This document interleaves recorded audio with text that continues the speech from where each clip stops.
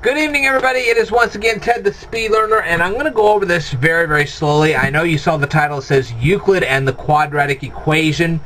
Well, what we're going to do is we're going to basically talk about the quadratic formula, and I'm going to show you Euclid's way. I'm sorry about all this. I'm going to show you Euclid's way of demonstrating the quadratic formula to you. Let's just go back to the original quadratic formula. I'm sure you have learned this in high school. If you have not, then your high school is not doing a very good job. First of all, they say that ax squared plus bx plus c equals 0. This one right here. Okay, that's the quadratic equation. They also then represent it as x equaling the opposite of b plus or minus the square root of b squared minus 4ac all over 2a. Now you're asking yourself, well, how did they get from this to this? That's a very good question. How do you get from this to this? Okay, first of all, what they did was they divided every one of these terms, okay, this term here, and this term here, by the letter a. That's all they did. So now you have b over ax, which is a fraction here, and you have c over a here. And then they subtracted c over a from both sides of this equation, okay? So now instead of 0, you have c over a, which is a negative now because you're subtracting c over a from both sides of the equation. Now, the next thing they said was, we want you to complete the square. Now, how did they get to the point where they were completing the square? Where they're going to add, I'll show this to you. Bear with me because I'm going to do a lot of writing here.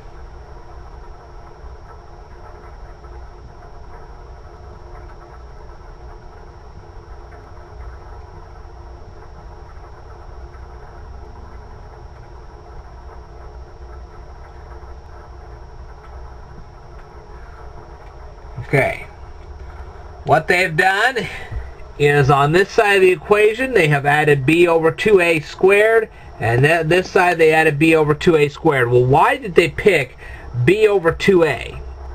Alright, well, if you have b over 2a and b over 2a added together, you come up with 2b over 2a. And what happens is that if you cancel out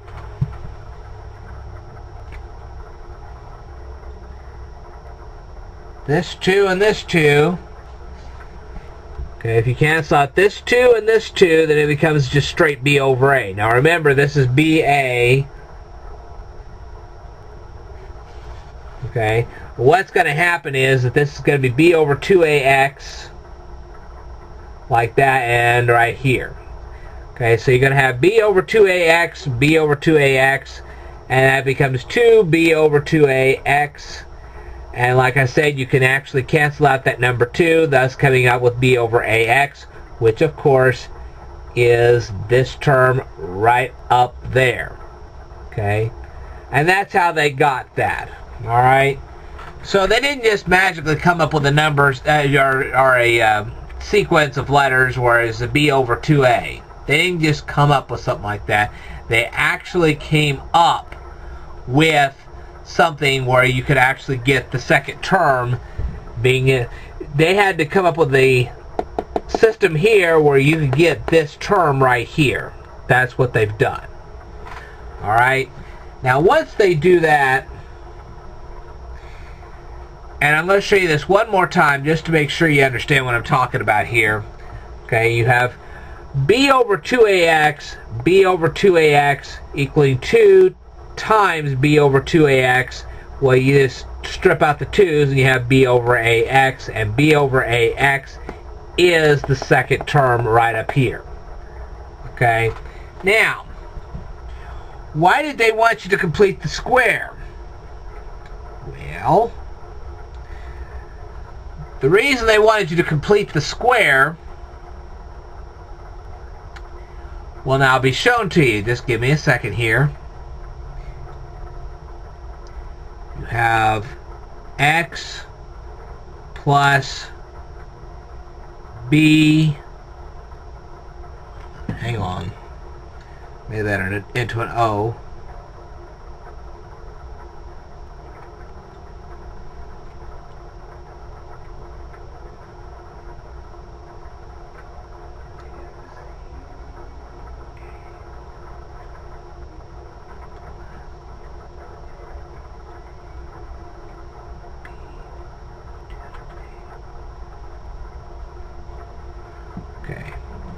what they have next is this here, which is, believe it or not, and I'll show you this to you.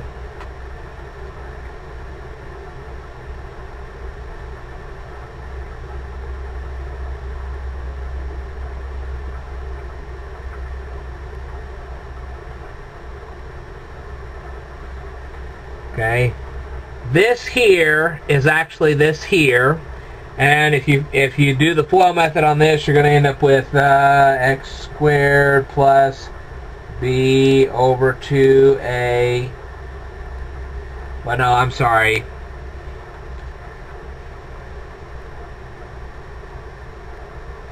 You'll end up with x squared plus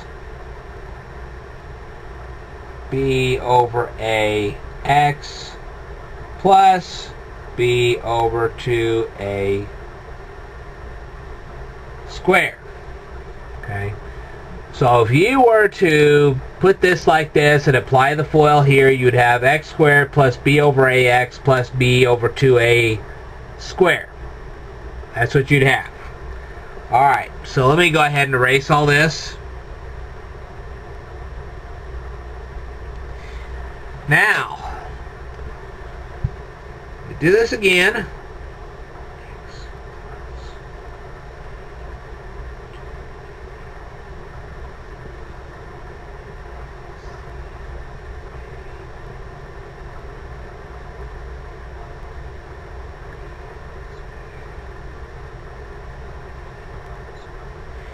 Okay.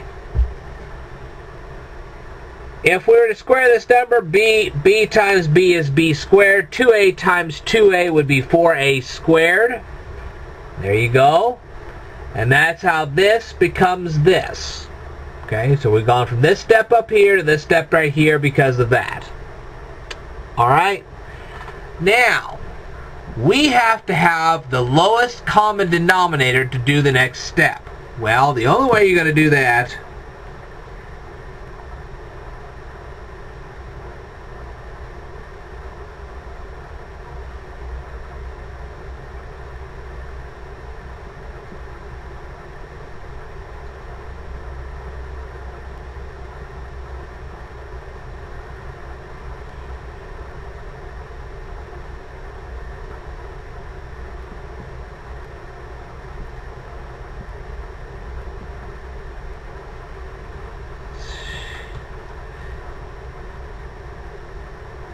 that gets you really confused.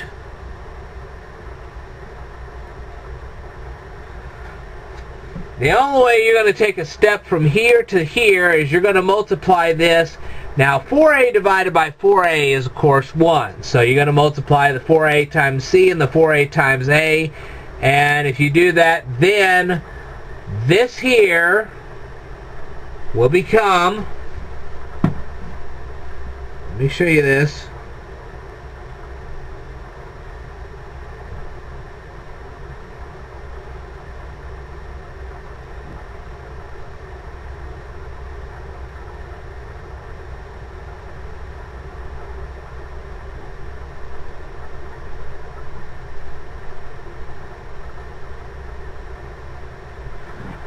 Okay, to get from this step to this step, c times 4a becomes 4ac, 4a times a becomes 4a squared, like this.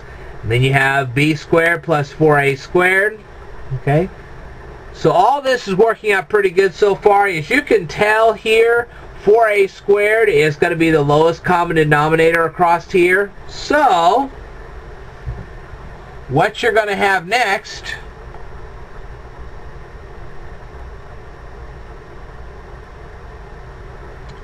hang on.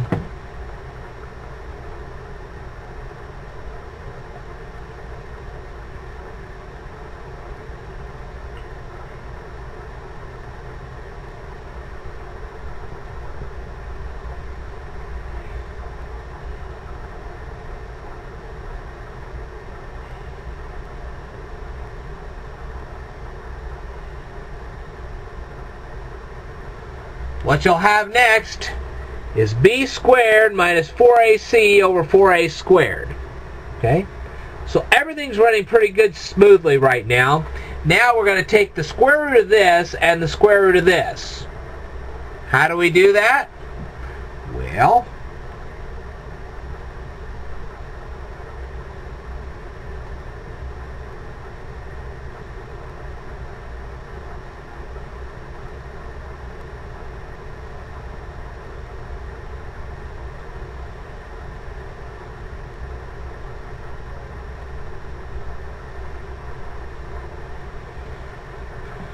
boy, I really screwed that up.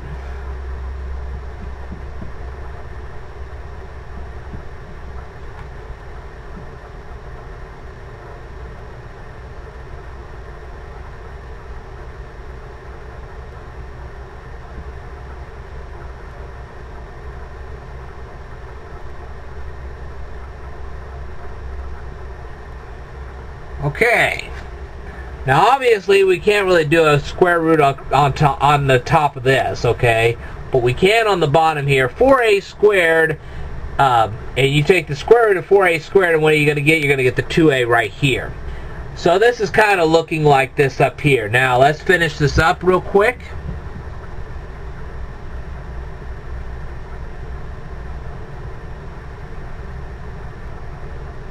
Hang on just a second here.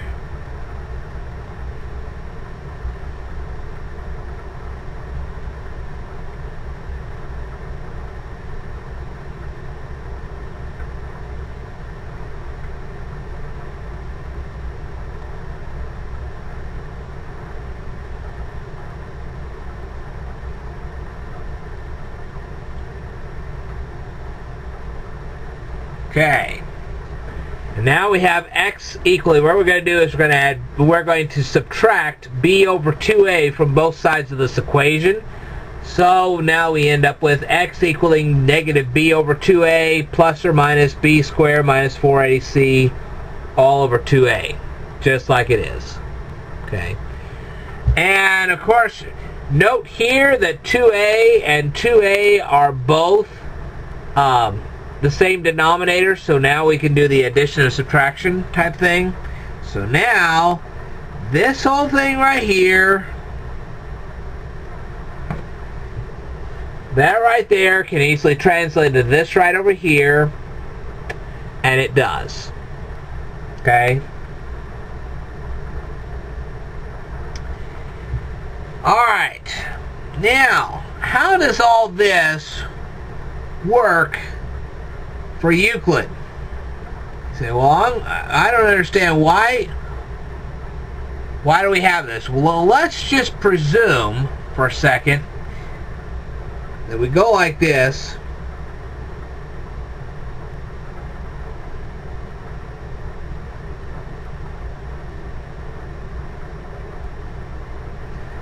Now we start with that. Now the thing is, let's just assume that that c is actually a square number. Okay? Let's just say that this letter c is the square of something. Alright? Now that would actually make it into the quadratic formula. Remember, the quadratic formula is just saying that ax squared plus bx plus c must equal 0. So that c, when you transfer it over, even though it's negative now, okay, I forgot the negative sign here, even though the c is negative now, it doesn't matter.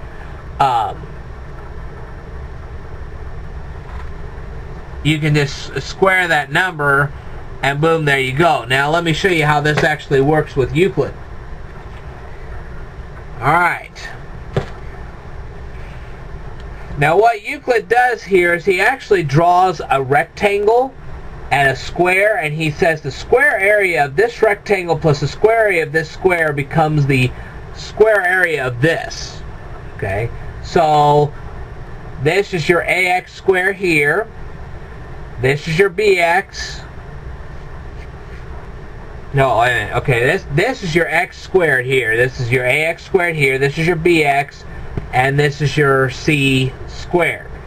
Okay, and the way this works is, okay, AE,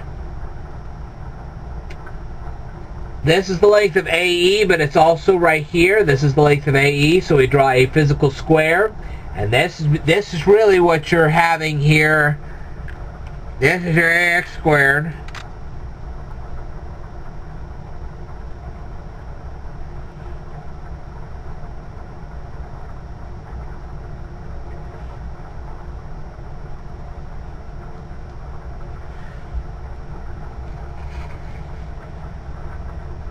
Remember, your ax squared is here, this is your bx up here, and this is your c right here. So adding this to this becomes this.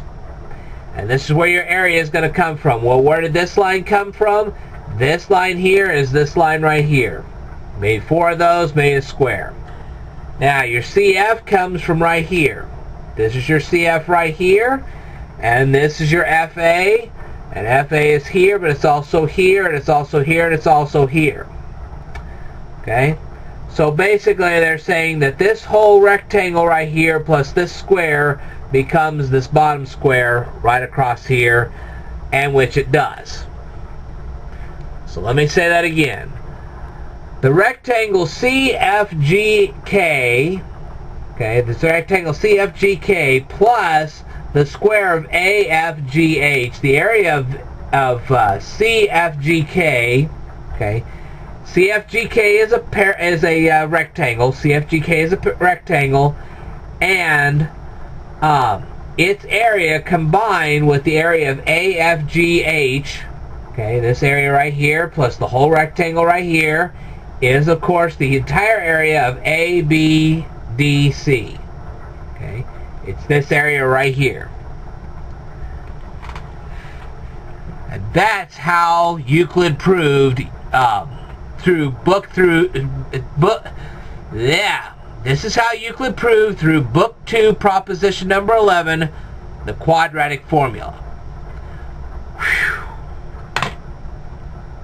And that's why it looks like a laundry hamper. Now, I will return to this subject when I prove the golden ratio, and that'll be in a further proof. And I will tell you more in a future video, so stay tuned.